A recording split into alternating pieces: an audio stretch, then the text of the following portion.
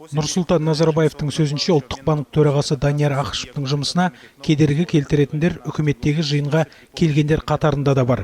Президент мұны елдің 2016 жылғы әлеуметтік экономикалық дамуының қорытындыларына арналған үкіметтің кеңейтілген отырысында баяндама жасаған төрағаның өзіне айтты.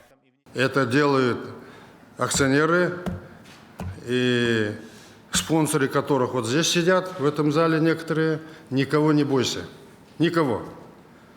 Президент Ұлттық банк жұмысын сынағандарды мемлекеттің қаржылық жүйесіне араласты деп танып, жазалау керек деді. Сондай ол осы мәселе бойынша журналистерді де тәртіпке шақыру жайын сөз етті.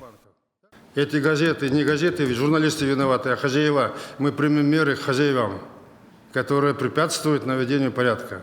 И кто будет вмешиваться, лезть, скажи мне фамилию. Саясаткер экономист Уәлихан Қайсаровты әлемдік тәжірибеге сай Ұлттық банктың үкіметтен дербес болған қолдайды.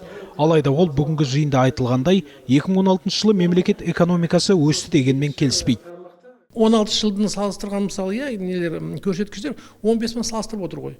Ал 15-інде доллар 2 есе арзан болған тұғын. Сондықтан мысалы, осыны президент айтқан жоқ. Егер доллармен қарайтын болса, онда біздің экономикамыз 40%-ке төмендеп кетті. Оны президент әлі айтпайды, өйткені енді оны мойындау өте қиын. Оны мойындау үшін мысалы үлкен ерлік керек.